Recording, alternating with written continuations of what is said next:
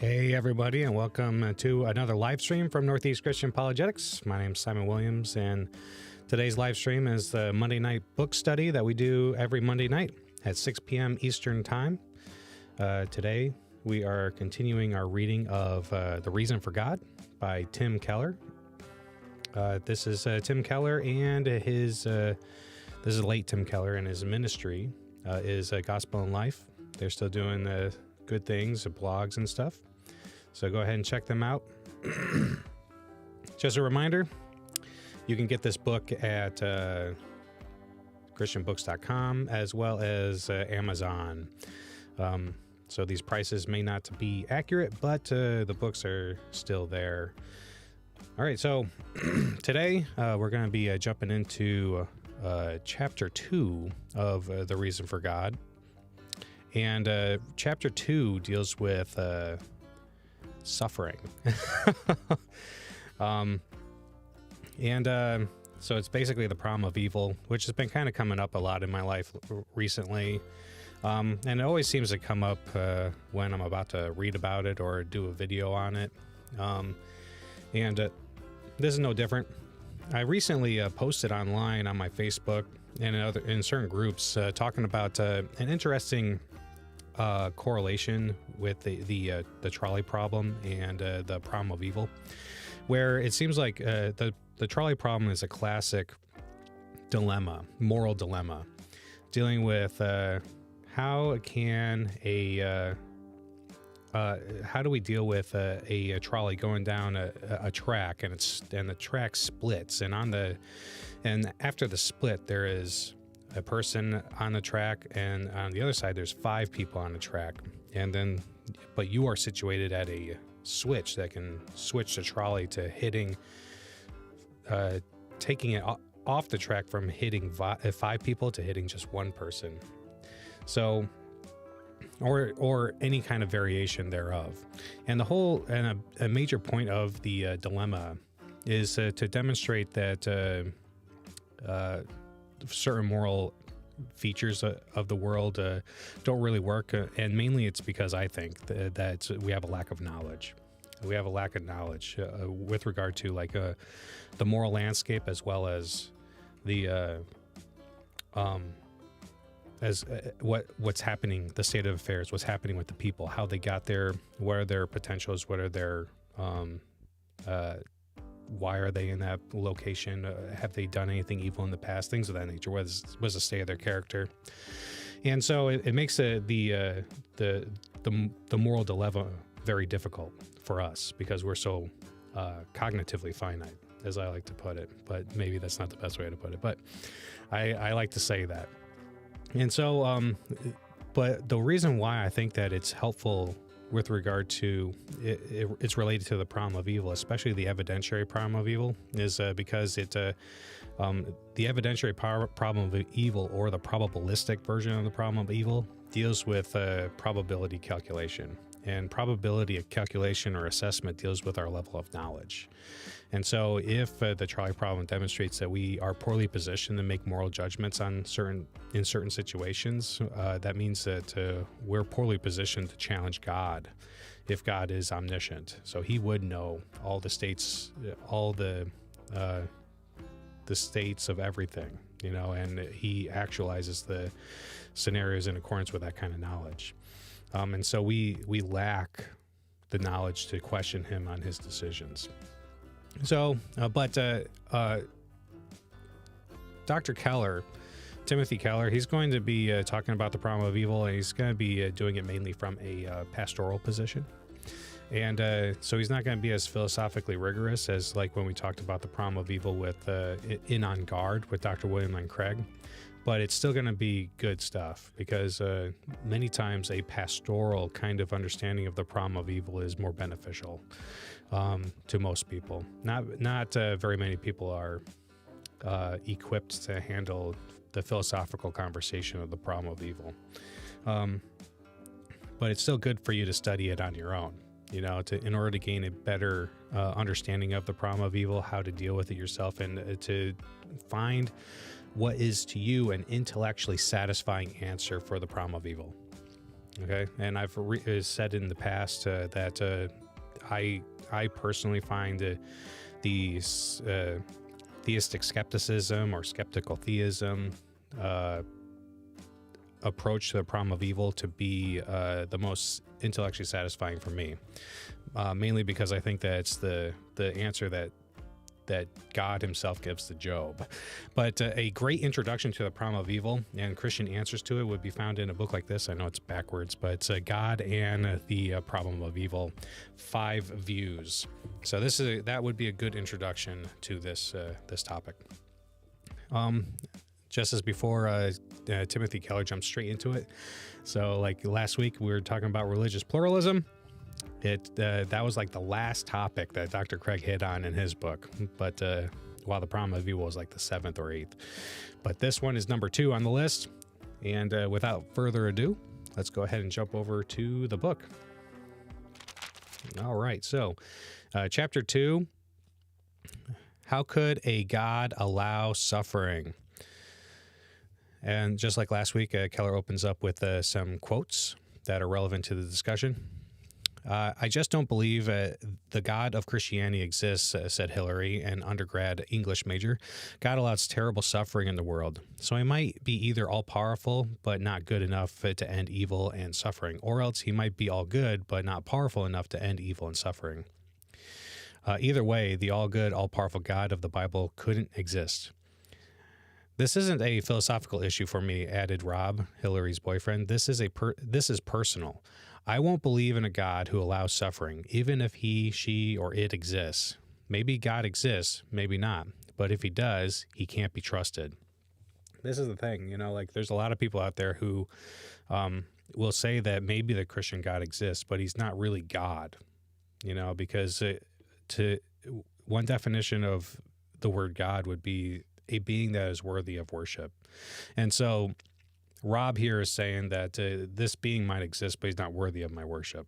And therefore, he's no God at all. So he can still claim to be an atheist while believing in the Christian God, if he understands God to mean a being worthy of worship.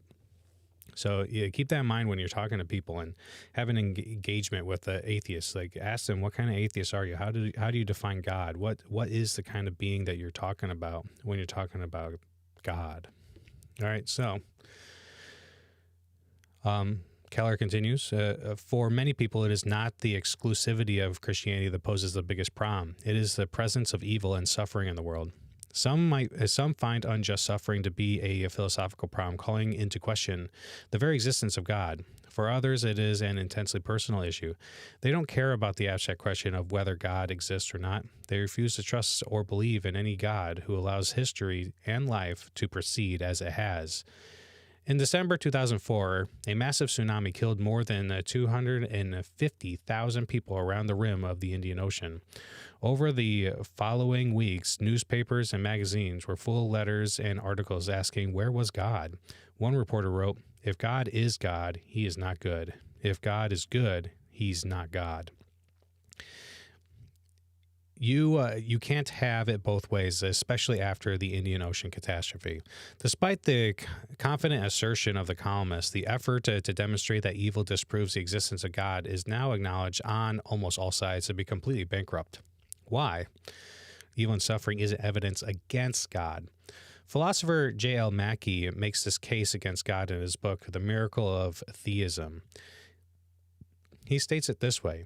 If a good and powerful God exists, he would not allow pointless evil. But because there is much unjustifiable, pointless evil in the world, the traditional good and powerful God could not exist. Some other God or no God may exist, but not the traditional God. Many other philosophers have identified a major flaw in this reasoning. Tucked away within the assertion that the world is filled with pointless evil is a hidden premise, namely that if evil appeared pointless to me, then it must be pointless. This reasoning is, of course, fallacious. Just because you can't see or imagine a good reason why God might allow something to happen doesn't mean that there couldn't be one. Again, we see lurking within a supposedly hard-nosed skepticism and enormous faith in one's own cognitive faculties. All right, so Keller here this is like skeptical theism right here. Another thing about skeptical theism is that other defenses of against the problem of evil or theodicies regarding the problem of evil tend to ultimately fall back on skeptical theism. And so, like, if that is the case, that you kind of just have to fall back on skeptical theism anyway, then why not just, like, you can know the other arguments and be like, well, here might be some reasons, but ultimately, I don't know. We lack the cognitive faculties in order to have full knowledge of the world or the moral landscape. So Keller continues, if our minds can't plumb the depths of the universe for good answers to suffering, well, then there can't be any. This is blind faith of a high order. It really is. The fallacy at the heart of this argument has been illustrated by the no-see-ums illustration of Alvin Plantinga.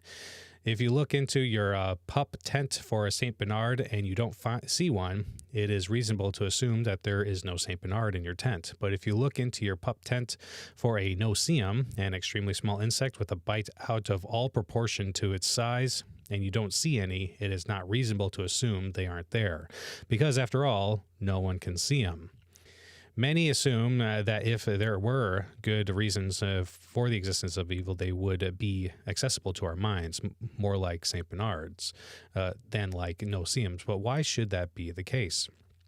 Now, this no-see-ums and everything like this analogy was also brought up in our study of the book Tactics, which was the book right before this one.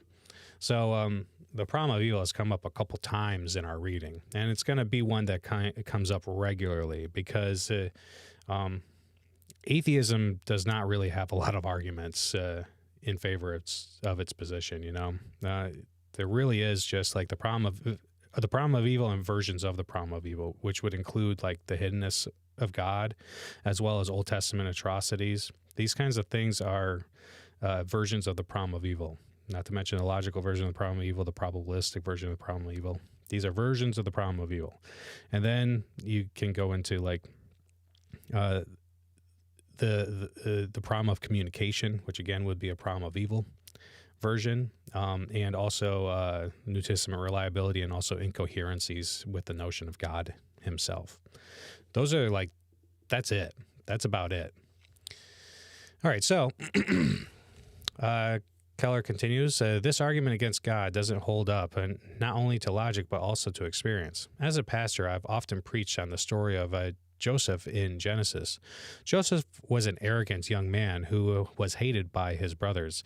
In their anger at him, they imprisoned him in a pit and then sold him into a life of slavery and misery in Egypt. Doubtless, Joseph prayed to God to help him escape, but no help was forthcoming, and into slavery he went. Though he experienced years of bondage and misery, Joseph's character was refined and strengthened by his trials. Eventually, he rose up to become a prime minister of Egypt who saved thousands of lives and even his own family from starvation. If God had not allowed Joseph's years of suffering, he never would have been such a powerful agent of social justice and spiritual healing. Whenever I preach on this text, I hear from many people who identify with that narrative. Many people have to admit that most of what they really needed for success in life came to them through their most difficult and painful experiences. Some look back on an illness and recognize that it was an irreplaceable season of personal and spiritual growth for them. I have survived a bout of cancer, and my wife has suffered with Crohn's disease for years, and we would both attest to this. I knew a man in my first parish who had lost most of his eyesight after he was shot in the face during a drug deal gone bad. He told me that he had been an extremely selfish and cruel person, but he had always blamed his constant legal and relational problems on others. The loss of his sight had devastated him, but it had also profoundly humbled him. As my physical eyes were closed, my spiritual eyes were opened, as it were. I finally saw how I'd been treating people. I changed, and now for the first time in my life, I have friends, real friends. It was a terrible price to pay, and yet I must say it was worth it. I finally have what makes life worthwhile. Though none of these people are grateful for the tragedies themselves, they would not trade the insight, character, and strength they have gotten from them for anything. With time and perspective, most of us can see good reasons for at least some of the tragedy and pain that occurs in life. Why couldn't it be possible that from God's vantage point, there are good reasons for all of them? If you have If you have a great, or oh my goodness, if you have a God great and transcendent enough to be mad at because he hasn't stopped evil and suffering in the world, then you have, at the same moment, a God great and transcendent enough to have good reasons for allowing it to continue that you can't know. Indeed, you can't have it both ways. All right, so I'm going to, oh, by the way, I have new reactions. So I'm going to use this one. Well said. Well said. All right, so I liked that, and I'm going to, and I recommend you do the same. Highlight this ending paragraph. I feel like that is a really important thing to remember. All right. So Keller continues. Evil and suffering may be, if anything, evidence for God. Horrendous, inexplicable suffering, though it cannot disprove God, is nonetheless a problem for the believer in the Bible. However, it is perhaps an even greater problem for non-believers. C.S. Lewis described how he had originally rejected the idea of God because of the cruelty of life. Then he came to realize that the evil was even more problematic for his new atheism. In the end, he realized that suffering provided a better argument for God's existence than one against it. My argument against God was that the universe seemed so cruel and unjust. But how had I got this idea of just and unjust? What was I comparing this universe with when I called it unjust? Of course, I could have given up my idea of justice by saying it was nothing but a private idea of my own. But if I did that, then my argument against God collapsed too. For the argument depended on saying that the world was really unjust, not simply that it did not happen to please my private fancies. Consequently, atheism turned out to be too simple. One thing to note here is that there are atheists who do say that God can't exist because of the evil in the world, and then they fail to have most of them fail to have a grounding for objective morality, the kind of morality needed in order to condemn God. If morality is not objective in some way, then you lack the ability to condemn God to the point of him not existing. Now, you could just say that all morality is relative, and I just disagree with God on these matters, but you wouldn't be able to say that he doesn't exist. Now, some atheists will take the argument in a different direction and do a reductio ad absurdum. So they do affirm that morality is relative or that there is no objective morality, but they'll take on, for the sake of argument, objective morality. They'll say, if your Christian worldview is correct, then it can't be reconciled. The amount of evil that we see is not reconcilable to the kind of God that you worship. And so they don't take on the notion of objective morality, but they grant, for the sake of argument, the Christian worldview and say that there's an internal inconsistency. All right. So Keller continues. Lewis recognized that the modern objections to God are based on a sense of fair play and justice. People, we believe, ought not to suffer, be excluded, die of hunger or oppression. But the evolutionary mechanism of natural selection depends on death, destruction, and violence of the strong against the weak. These things are all perfectly natural. On what basis, then, does the atheist judge the natural world to be horribly wrong, unfair, and unjust? The unbeliever in God doesn't have a good basis for being outraged at injustice, which, as Lewis points out, was the reason for objecting to God in the first place. If you are sure that this natural world is unjust and filled with evil, you are assuming the reality of some extra-natural or supernatural standard by which to make your judgment. The philosopher Alvin Plantinga said it like this: could there really be any such thing as horrifying wickedness if there were no God and we just evolved? I don't see how. There can be such a thing only if there is a way that rational creatures are supposed to live, obligated to live, a secular way, obliged to live. A secular way of looking at the world has no place for genuine moral obligation of any sort, and thus no way to say there is such a thing as genuine and appalling wickedness. Accordingly, if you think there really is such a thing as horrifying wickedness, and not just an illusion of some sort, then you have a powerful argument for the reality of God. Now, there are going to be people out there who try to ground objective or objective morality, especially values, moral values like love, joy, peace, patience, kindness, goodness, faithfulness, gentleness, and self-control, those kinds of values in abstract objects. And that the moral obligations are related to those values and how they supervene on certain events. And so you obtain moral obligation through these kinds of abstract objects. But it's very hard to see how these abstract objects happen to supervene on certain events. And also obligations. If abstract objects are the source of obligations, then it's a very poor source because it doesn't have any accountability. They don't provide any consequences.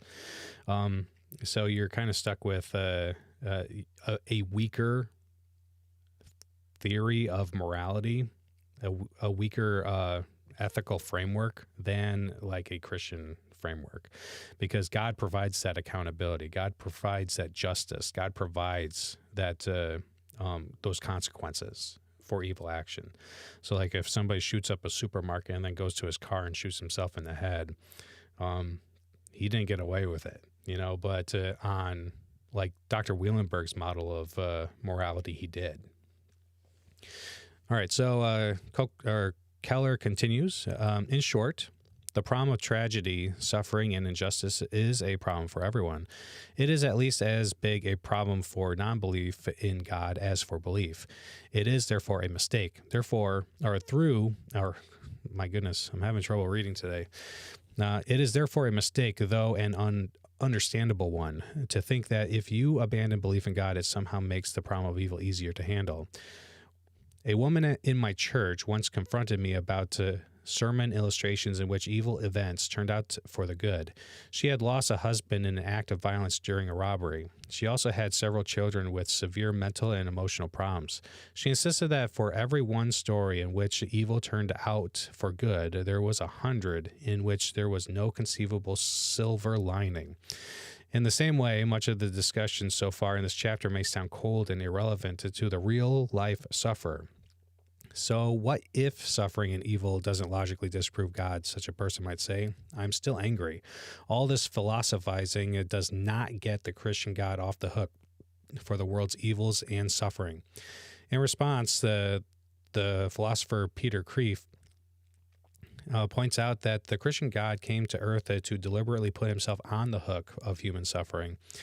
In Jesus Christ, God experienced the greatest depths of pain. Therefore, though Christianity does not provide the reason for each experience of pain, it provides a deep resource for actually facing suffering with hope and courage rather than bitterness and despair. This is really important.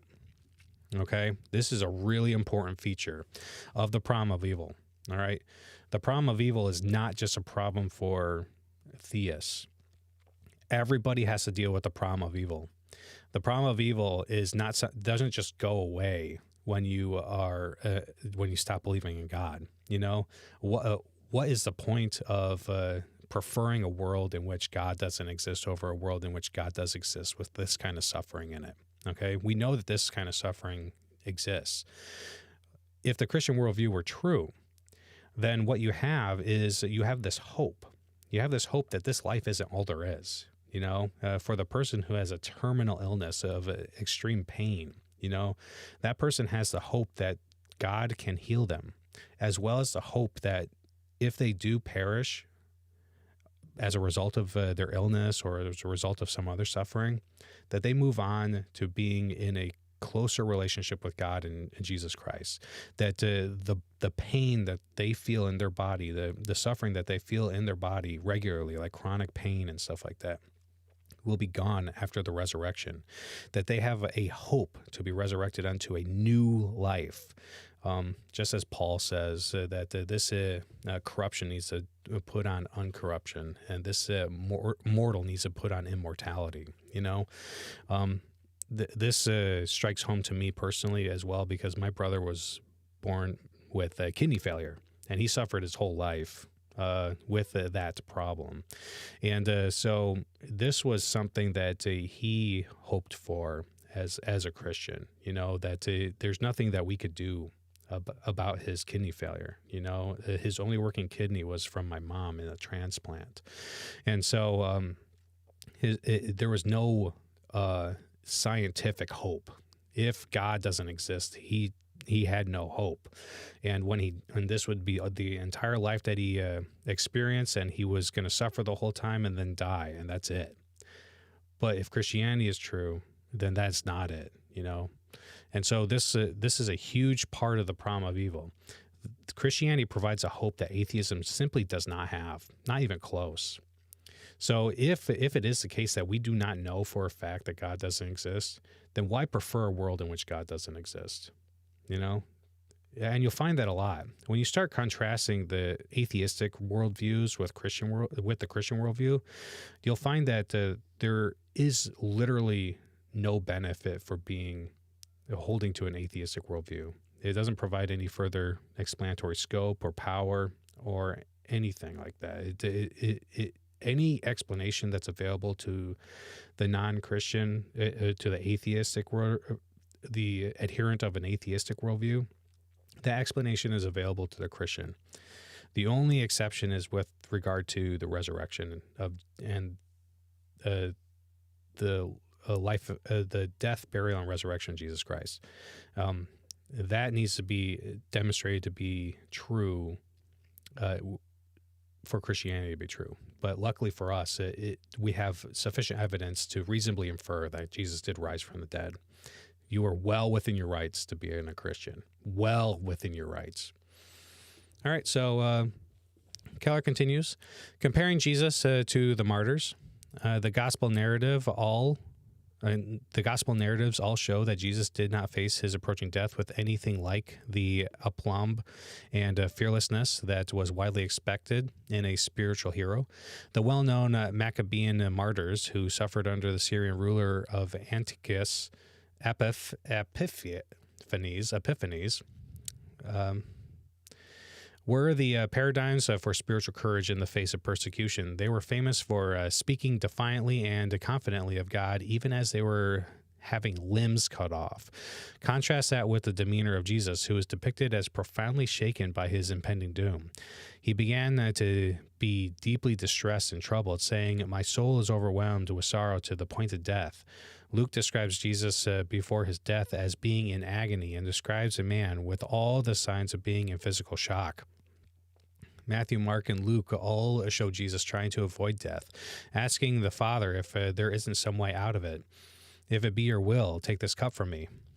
Finally, on the cross itself, Jesus does not, as the Maccabean martyrs, confidently call onlookers to be faithful to God. Rather, he cries out that God has forsaken him.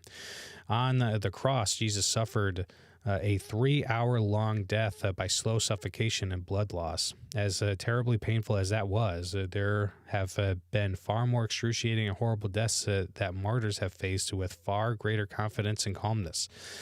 Two famous examples are Hugh Latimer and Nicholas Ridley, who were burned at the stake at Oxford in 1555 for their Protestant convictions. As the flames leapt up, Latimer was heard to say calmly, "Be of good comfort, Mr. Ridley, and play the man. We shall this day light such a candle by God's grace in England as I trust never shall be put out." Why was Jesus so much more overwhelmed by his death than others have been, even more than his own followers? The suffering of God. To understand Jesus' suffering at the end of the Gospels, we must remember how he is introduced at their beginning. The Gospel writer John, in his first chapter, introduces us to the mysterious but crucial concept of God as tripersonal. The Son of God was not created, but took part in creation and has lived throughout all eternity in the bosom of the Father. That is, in a relationship of absolute intimacy and love. But at the end of his life, he was cut off from the Father. There may have been no greater inner agony than the loss of a relationship we desperately want. If a mild acquaintance turns on you, condemns and criticizes you, and says she never wants to see you again, it is painful. If someone you're dating does the same thing, it is qualitatively more painful. But if your spouse does this to you, or if one of your parents does this to you when you're still a child, the psychological damage is infinitely worse. We cannot fathom, however, what it would be like to lose not just spousal love or parental love that has lasted several years, but the infinite love of the Father that Jesus had from all eternity.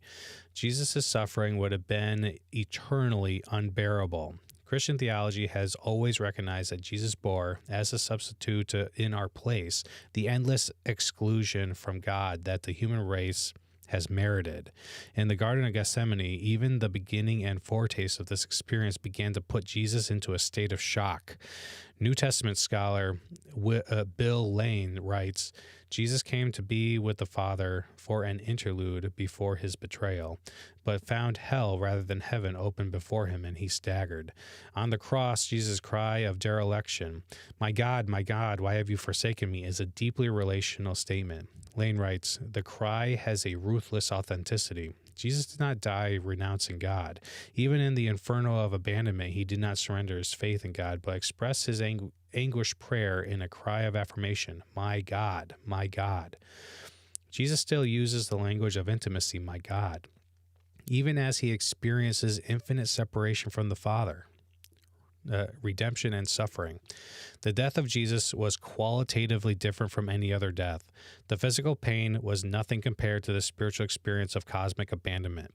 Christianity alone among the world religions claims that God became uniquely and fully human in Jesus Christ, and therefore knows firsthand despair, rejection, loneliness, poverty, bereft, torture, and imprisonment. On the cross, he went beyond even the worst human suffering and experienced cosmic rejection and pain that exceeds ours as infinitely as his knowledge and power exceeds ours. In his death, God suffers in love, identifying with the abandoned and God forsaken. Why did he do it? The Bible says that Jesus came on a rescue mission for creation. He had to pay for our sins so that someday he can end evil and suffering without ending us.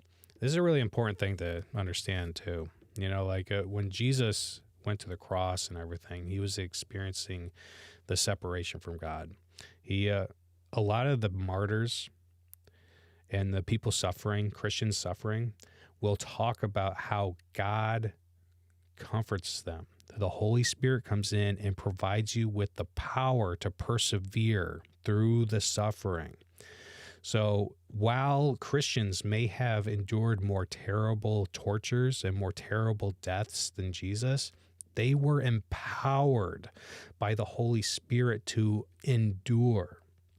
Jesus did not have the same comfort. So I hope that this helps you better understand the scope of Jesus' suffering here. A Christian who is in prayerful communication with God every day understands the kind of power that God gives you. When you are in prayer, exercising spiritual virtues, reading the Bible, God gives you strength. You can feel God's strength. But if you're not doing that, then God leaves you, and it makes the challenges of life more difficult to bear. It definitely makes it more difficult to bear, and your faith is shaken because of that. Now, so Jesus did not have this. Jesus did not have the empowering of the Holy Spirit. All right. So he was abandoned, and that makes it. That's why it's so much more terrible. All right. So Keller continues. Let's see where this brought us. If we ask again the question, why does God allow evil and suffering to continue, and we look at the cross of Jesus, we still do not know what the answer is. However, now we know what the answer isn't. It can't be that he doesn't love us. It can't be that he is indifferent or detached from our condition. God takes our misery and suffering so seriously that he was willing to take it on himself. Albert Camus understood this when he wrote, Christ, the God-man, suffers too, with patience. Evil and death can no longer be entirely imputed to him since he suffers and dies. The night on Golgotha is so important in the history of man only because, in its shadow, the divinity ostensibly abandoned its traditional privilege and lived through to the end. Despair included the agony of death. Thus is explained the Lama Bachthani and the frightful doubts of Christ in agony. Oh, that's sabachthani. Lama sabachthani. Okay, so this is in Mark, and I think Matthew as well. Eloi, Eloi, lama sabachthani.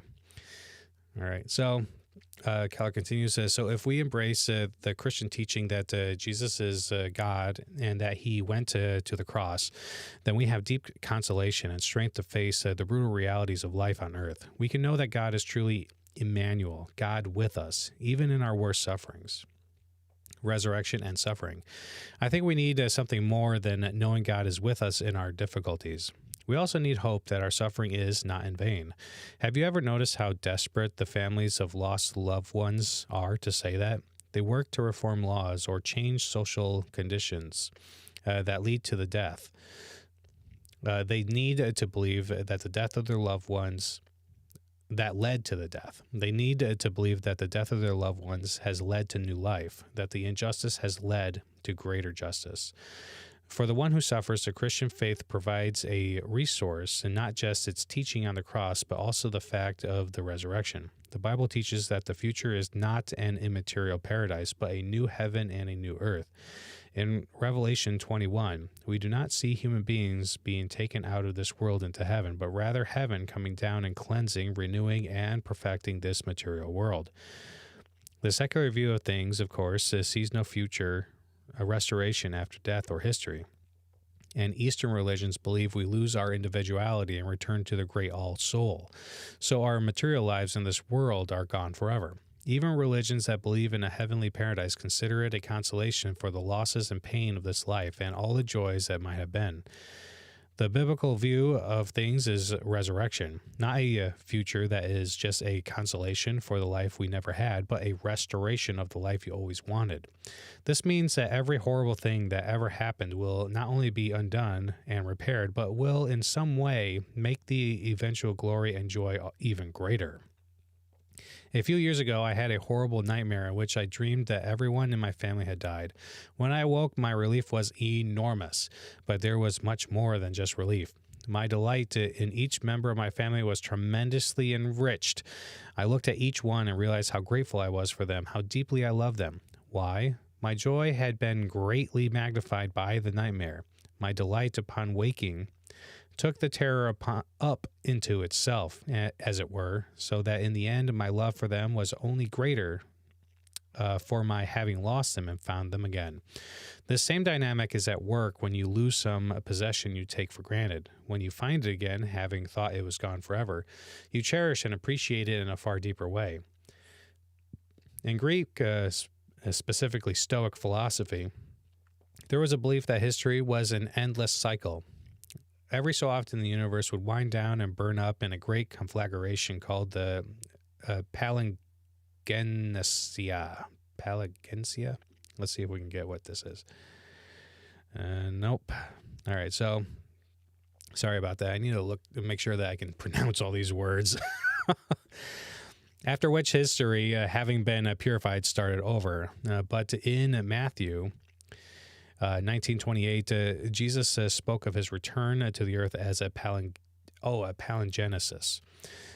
I tell you the truth, at the renewal of all things, Greek palingenesis, the Son of Man will sit on his glorious throne. This is a radically new concept. Jesus insisted that his return will be with such power that the very material world and universe will be purged of all decay and brokenness. All will be healed, and all might have been will be. Just after the climax of the trilogy, The Lord of the Rings, Sam Gamgee discovers that his friend Gandalf was not dead, as he thought, but alive. He cries, "I thought you were dead, but then I thought I was dead myself. Is everything sad going to come untrue?" The answer of Christianity to that question is yes. Everything sad is going to come untrue, and it will somehow be greater for having once been broken and lost. Embracing the Christian doctrines of the incarnation and cross brings profound consolation in the face of suffering. The doctrine of the resurrection can instill us with a powerful hope. It promises that we will get the life we most long for. but it will be an infinitely more glorious world than if there had never been the need for bravery, endurance, sacrifice, or salvation. Dostoevsky put it perfectly when he wrote, "I believe like a child that suffering will be healed and made up for, that all the humiliating absurdity of human contradictions will vanish like a pitiful mirage, like the despicable fabrication of the impotent and infinitely small Euclidean mind of man, that in the world's finale, all the moment of eternal harmony, something so precious will come to pass that it will suffice for all hearts, for the comforting of all resentments, and for the atonement of all the crimes of humanity, of all the blood that they've shed, that it will make it not only possible to forgive, but to justify all that has happened." More succinctly, C.S. Lewis wrote, "To say of some temporal suffering, no future bliss can make up for it, not knowing that heaven, once attained, will work backwards and turn even the agony into a glory. This is the ultimate defeat of evil and suffering. It will not only be ended, but so radically vanquished that what has happened will only serve to make our future life and joy infinitely greater."